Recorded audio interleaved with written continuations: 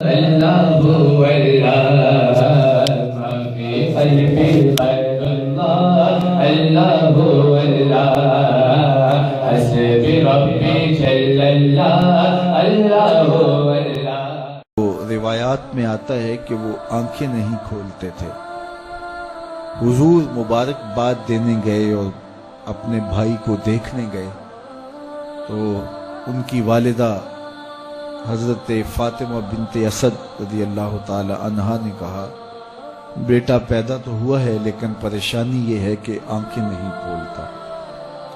تو آقا کریم علیہ السلام نے اپنا لعاب حضرت علی المرتضیٰ کے منہ میں ڈالا تو مولا علی نے آنکھیں کھول لی۔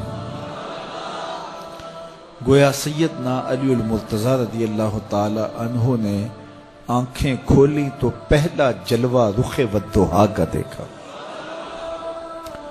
اس رخ نور کو دیکھا۔ اللہ اکبر، قربان جائیں سیدنا علی المرتضیٰ کی آنکھوں پر جس کا پہلا نظارہ رخ محبوب تھا، اور پھر بچپنے کی عمر حضور کی قربت میں، حضور کی صحبت میں، حضور کی تربیت میں بسر ہوئی۔ آقا کریم علیہ السلام جب اللہ کے حکم سے اعلان نبوت فرمایا،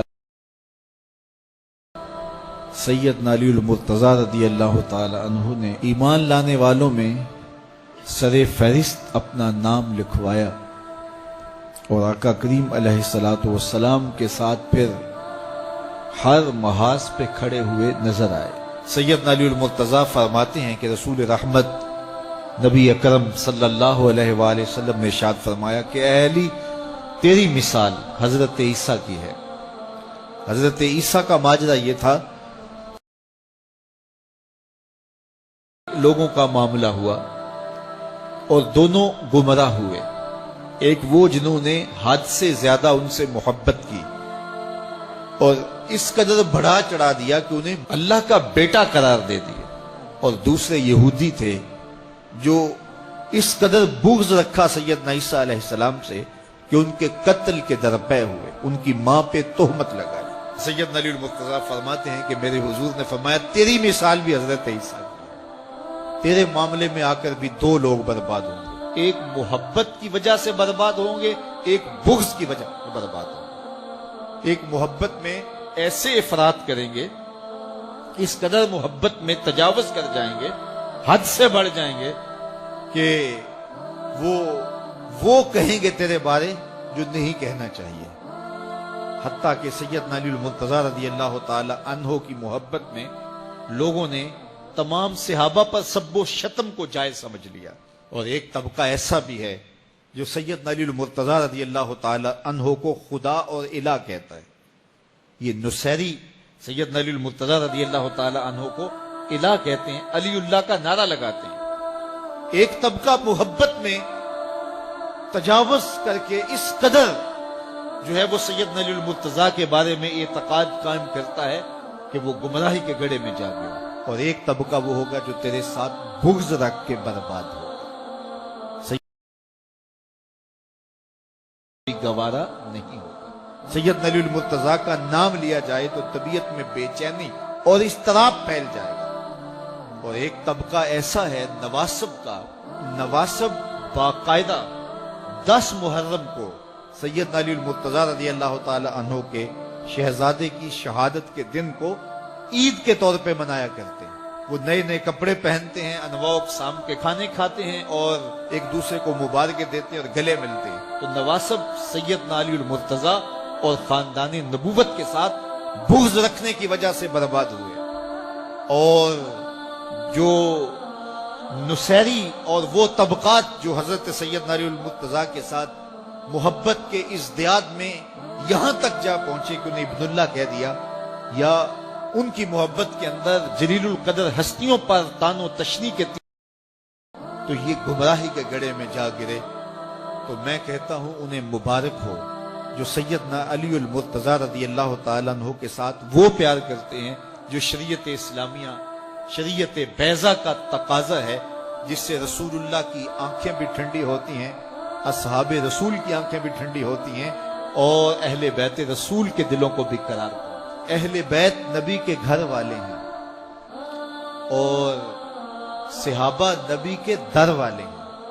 ہم کہتے ہیں گھر والوں تمہیں بھی ہمارا سلام اور در والوں تمہیں بھی ہمارا سلام۔ کتنے لوگ تھے جو ہمارے ساتھ چلتے ہوتے تھے، آپ ذرا اپنے ذہن پہ زور دیں۔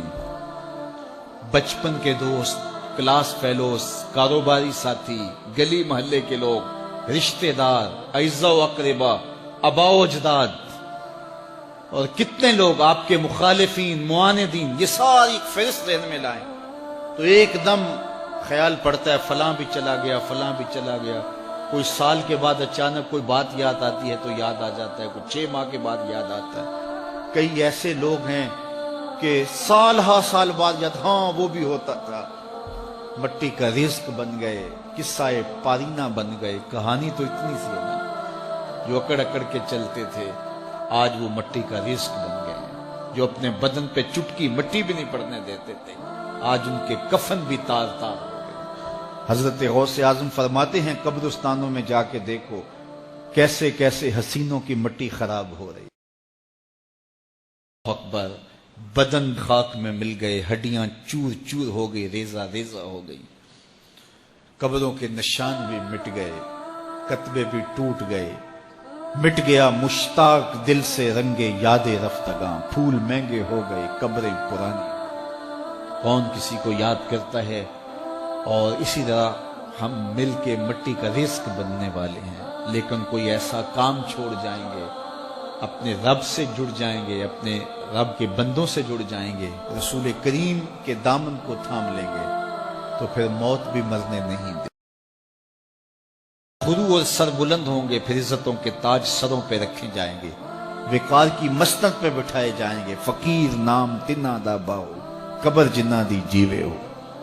پھر قبروں پہ بھی چراغاں ہوگا جب ہم ان سے جڑ جائیں گے۔ تو یہ مختصر زندگی کی تمام تر لطافتوں کے حصول کے ساتھ گزرنی چاہیے۔ کتنے نوجوان ہیں جنہوں نے اپنی توبہ کو مؤخر کیا تھا بڑھاپے کے لیے، اور آج قبرستانوں میں دفن ہیں۔ آپ جا کے قبرستانوں میں دیکھیں، وہ سوچتے تھے کہ ابھی تو جوانی ہے، جوانی سے لطف اندوز ہو لیں، بڑھاپے میں توبہ کر لیں گے، لیکن بڑھاپا نہیں آیا، موت آ گئی۔ موت تو برحق ہے، یہ تو آ کے رہنی ہے، لیکن بڑھاپا لازمی نہیں ہے کہ ضروری آئے۔ حضرت امام غزالی نے ایک بڑی خوبصورت بات لکھی، فرماتے ہیں معاشرے میں نظر دوڑا کے دیکھو، زیادہ بچے ہیں، زیادہ جوان ہیں یا زیادہ بوڑھے ہیں؟ تو کہا آپ کو بچے زیادہ ملیں گے۔ ہر گھر میں دیکھ لیجئے، بچے زیادہ ہوں گے، جوان ان سے کم ہوں گے، بوڑھے ان سے کم ہوں گے۔ تو اگر بوڑھے تھوڑے ہیں، جوان زیادہ ہیں، تو غزالی فرماتے ہیں پھر بات سیدھی سیدھی ہے، بڑھاپے تک کوئی کوئی پہنچتا ہے، زیادہ جوانی میں چلے جاتے ہیں۔ اور کہا کہ اگر جوانوں سے بچے بھی زیادہ ہیں تو پھر اس کا مطلب ہی سیدھا سیدھا ہے کہ جوانی تک سارے نہیں پہنچتے، بہت بچپن میں چلے جاتے۔ غرہ کس پہ، ناز کس پہ، غرور کس پہ، تکبر کس پہ؟ تو یہ مختصر زندگی جو اللہ کی امانت ہے، اس کو اللہ کے نام پہ گزارو۔ جو بیت گئی وہ بیت گئی، وہ تو منہا ہو گئی زندگی سے۔ وہ مجھے رات سے کچھ لوگ میسج بھیج رہے ہیں کہ آج 16 مارچ ہے اور آپ کا پیدائش کا دن ہے، مبارک ہو، اللہ سب کو جزا دے۔ لیکن میں آج اپنی چھوٹی بیٹی کو بھی کہہ رہا تھا، وہ مجھے بولی کہ ابو آپ کو مبارک ہو، تو میں نے کہا کہ آپ ہاتھ اٹھا کے اللہ کی بارگاہ میں دعا کرو کہ اللہ آپ کے باپ کے 46 سال کے گناہ معاف کر دے۔ یہ تو زندگی گزر گئی ہے، 46 سال میرے ہاتھ سے نکل گئے ہیں، میں الٹا بھی لٹک جاؤں تو یہ میرے ہاتھ نہیں آ سکتے۔ اگر میں نے اچھے گزارے ہیں تو مجھے مبارک ہو اگر قبول ہو گئے، اور اگر اچھے نہیں گزرے تو مجھے توبہ کرنی چاہیے، زندگی کی کوتاہیوں سے توبہ کرنی چاہیے۔ ہم سمجھتے ہیں ہم بڑے ہو رہے ہیں، حقیقت میں ہم چھوٹے ہو رہے ہیں۔ ہم اپنی زندگی کے اہداف طے کریں، زندگی کے مقاصد طے کریں، ساری زندگی اس کے گرد سفر کرنی چاہیے۔ کئی لوگ ساری زندگی گزار دیتے ہیں، ان کو ساری زندگی راستے نہیں ملتا کہ جانا کدھر۔ وہ کیوں؟ وَأَضَلُّ السَّبِيلَ، اللہ فرماتا وہ بھٹکے ہوئے مسافر ہوتے ہیں۔ اللہ سے راستہ مانگو، آہستہ چلو، لیکن منزل کا تعین کر کے بڑھو، بڑھتے رہو، کہتے ہیں منزل تو قال علی رضی اللہ تعالی عنہ والذی فلق الحب وبرأ النسمہ انه لعهد النبی صلی اللہ علیہ وسلم النبی الامی صلی اللہ علیہ وسلم الی اللہ یحبنی الا مومن ولا یبغضنی الا منافق۔ حضرت علی فرماتے ہیں مجھے قسم ہے اس رب کی جس نے گٹھلی کو پھاڑا اور دانے کو چیرا کہ حضور نے میرے بارے یہ بات کہی کہ تیرے سے محبت مومن کرے گا اور بغض منافق رکھے گا۔ یہ علامت ہے حضرت علی المرتضیٰ سے پیار ایمان کی، اور ان سے بغض رکھنا یہ دشمنی کی علامت ہے۔ حضرت عمران بن حسین سے روایت لیتے ہیں، وہ حضور سے بیان کرتے ہیں کہ آقا کریم علیہ منی وانا منہ وہو ولی کل مومن، کہ علی میرے سے ہے اور میں علی سے ہوں، اور علی ہر مومن کا دوست ہے، ہر مومن کا ولی ہے۔ حضرت زید بن ارقم رضی اللہ تعالیٰ عنہ فرماتے ہیں کہ حضور نے فرمایا من کنت مولا ہو فعلی مولا، جس کا میں مولا ہوں اس کا علی مولا ہے۔ اللہ اکبر۔ حضرت انس رضی اللہ تعالیٰ عنہ روایت کرتے ہیں کہ کالا کانا عند النبی صلی اللہ علیہ وسلم طیر، ایک دن حضور کے پاس کوئی بھنا ہوا پرندہ آیا، فقال اللہم آتنی بأحب خلقک الیک یاکل معی ھذا الطیر، یا اللہ کوئی ایسا بندہ بھیج دے جس سے تو سب سے زیادہ پیار کرتا ہے تاکہ یہ جو پرندہ میں اس کے ساتھ بیٹھ کے کھاؤں۔ کہتے ہیں فجاءہ علی فاکل معہ، تو حضرت علی تشریف لے آئے تو حضور نے ان کے ساتھ بیٹھ کر کے وہ پرندہ تناول فرمایا۔ اور حضرت ام عطیہ روایت کرتی ہیں کہ حضور نے ایک لشکر روانہ کیا جس لشکر میں حضرت علی رضی اللہ تعالیٰ عنہ تھے۔ قالت فسمیت رسول اللہ، حضرت ام عطیہ کہتی ہیں یہ میں نے خود حضور سے سنا کہ آقا کریم علیہ الصلوۃ والسلام وہو رافع یدیہ، حضور ہاتھ اٹھا کے دعا کر رہے تھے، کیا؟ سنو ذرا لفظ، اللہم لا تمتنی حتی ترینی علیٰ، اے اللہ جب تک علی نہیں آ جاتا میں اس کو دیکھ نہیں لیتا، مجھے موت نہ عطا فرمانا۔ اللہ اکبر۔ یہ حضرت علی المرتضیٰ رضی اللہ تعالیٰ عنہ کے لیے حضور علیہ السلام کے پیار کی دلاویز کہانی ہے۔ اور حضرت ام سلمہ رضی اللہ تعالیٰ عنہ حضور نبی رحمت سے روایت کرتی ہیں، ام المومنین رضی اللہ تعالیٰ عنہ کہتی ہیں لا یحب علی منافق ولا یبغضہ مومن، کہ علی سے منافق محبت نہیں کر سکتا اور مومن بغض نہیں رکھ سکتا، یہ پکی علامت ہے۔ بلکہ اس عنوان کے ساتھ ایک قول فیصل آپ کے سامنے رکھوں، بات آگے بڑھ رہی ہے۔ حضرت برا بن عازب رضی اللہ تعالیٰ عنہ سے روایت لیتے ہیں، اور زید بن ارقم رضی اللہ تعالیٰ عنہ جو ہیں وہ یہ روایت کرتے ہیں کہ حضور نبی رحمت صلی اللہ علیہ وآلہ وسلم نے جو ہے جب غدیر خم کے پہ پہنچے تو حضور نے حضرت علی کا ہاتھ پکڑ لیا، اور پھر حضور نے فرمایا لوگوں کیا تم جانتے ہو کہ میں مومنین سے ان کی جانوں سے زیادہ قریب ہوں؟ لوگوں نے کیوں نہیں؟ تو پھر حضور نے فرمایا لوگوں تم جانتے ہو کہ میں ہر مومن کا جو ہے وہ مولا ہوں اور اس کی جان سے زیادہ اس کا مالک اور اس کے قریب ہوں؟ کہا کیوں نہیں؟ تو پھر حضور نے فرمایا اللہم من کنت مولاہ فعلی مولا، اللہم وال من والاہ وعاد من آداہ۔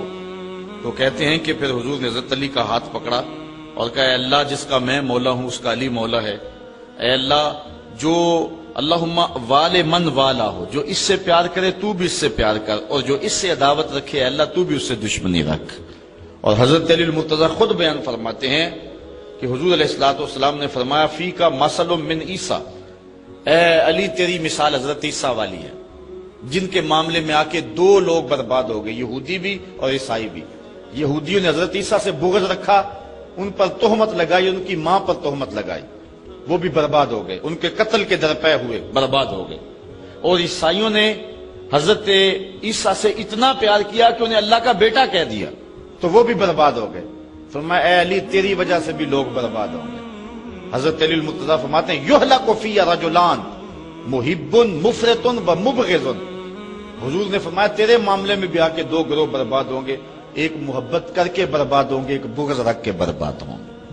ترازو ہے جس پر میں اور آپ اپنے آپ کو تول سکتے ہیں۔ اگر حضرت علی المرتضیٰ کا نام آئے، طبیعت میں گھٹن پیدا ہو، تو سمجھ لو اندر نفاق پل رہا ہے۔ اور حضرت علی المرتضیٰ کے ساتھ ایسا پیار کہ علی کے یاروں کا نام بھی گوارا نہ ہو، تو پھر بھی سمجھو بربادی آ گئی۔ اس لیے ترازو کے دونوں پلڑے پورے رکھیں، حضرت علی سے بھی پیار کریں، اور حضرت علی جن کو اپنا امام اور مقتدا مانتے تھے اور جن کے ہاتھوں پہ بیعت کرتے رہے تھے، ان کو بھی اپنا مقتدا اور امام مانیں۔ اور اللہ تعالیٰ جل شانہ نے یہ ہمیں سعادت نصیب فرمائی ہے اور یہ عزت عطا فرمائی ہے۔ حضور علیہ السلام نے ارشاد فرمایا، روایت ہے حضرت انس رضی اللہ تعالی عنہ سے، حضور نے فرمایا، ارحم امتی بے امتی ابو بکر، میری امت میں میری امت پر سب سے زیادہ نرم دل ابو بکر ہے، واشدہم فی امر اللہ عمر، اور اللہ کے معاملات میں اس کے امور میں سخت ترین شخص جو ہے اس کا نام عمر ہے، واصدقہم حیاء عثمان، اور جو حیا میں جو ہے وہ سب سے آگے ہے وہ عثمان ہے، اور ایک روایت میں وَأَقْضَاهُمْ عَلِيٌّ، اور لوگوں میں سب سے زیادہ جو فیصلہ کرنے والا ہے، جو سب سے بڑا قاضی ہے وہ علی ہے۔ اور پھر حضور نے فرمایا وَأَفْرَدُهُمْ زید بن ثابت رضی اللہ تعالی عنہ، اور علم فرائض کا سب سے زیادہ جاننے والا زید بن ثابت ہے، وَأَقْرَأُهُمْ اُبَيْ بن قعب، اور سب سے بڑا قاری میری امت میں ابی بن قعب ہے، وَعَالَمُهُمْ بِالْحَلَالِ وَالْحَرَامِ معاذ بن جبل، اور حلال و حرام کو سب سے زیادہ جاننے والا معاذ بن جبل ہے، وَلِكُلِّ أُمَّةٍ أَمِينٌ، اور ہر امت کا کوئی امین ہے، وَأَمِينُ هَذِهِ الْأُمَّةِ ابو عبیدہ بن الجراح، اور اس امت کا امین ابو عبیدہ بن جراح ہے رضی اللہ تعالی عنہ۔ حضور علیہ السلام کے سارے صحابی مختلف پھول ہیں۔ آج لوگوں کے اندر جو ہے وہ ایک عجیب صورتحال بن گئی ہے۔ حضرت صاحبزادہ صاحب رحمۃ اللہ تعالی علیہ سے کسی نے پوچھا، حضرت ایک مسئلہ تو بتائیں کہ حضرت عائشہ افضل ہیں یا حضرت فاطمہ افضل ہیں؟ پوچھنے والے کی نیت تو کچھ اور تھی کہ صاحبزادہ صاحب کو پھنسائیں گے، تو جن لوگوں کو اللہ نے بصیرت دی ہوئی ہوتی ہے بات کرنے کا ڈھنگ بھی دیا ہوتا ہے۔ اللہ اکبر، تو حضرت سیدہ فاطمہ افضل ہیں اور یا حضرت سیدہ عائشہ افضل ہیں؟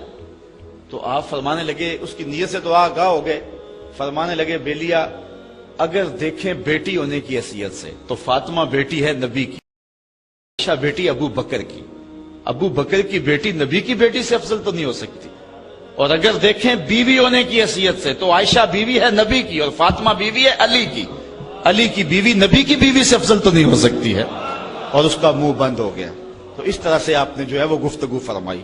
تو کسی کو کوئی، حضور نے یہ سارے صحابہ کی شانیں بیان فرمائی ہے، کوئی شان کا مالک تھا، کوئی شان کا مالک ہے، کسی کو ہیبت الامہ کہا، کسی کو امین و حاضر الامہ کہا، کسی کو کہا کہ میرے ماں باپ اس پہ قربان ہو، حضرت سعد کے لیے کہا علم یا سعد فدا کا امی واپی، سارا زمانہ حضور کو کہتا ہے کہ حضور میرے ماں باپ آپ پہ قربان، لیکن حضرت سعد کے کمان کے چلے میں تیر چڑھایا، کہا ارم یا سعد فدا کا امی وابی، سعد تیر پھینکو تیرے اوپر محمد کے ماں باپ قربان، وہ بھی اعزاز دیا نا، وہ بھی عزت دی۔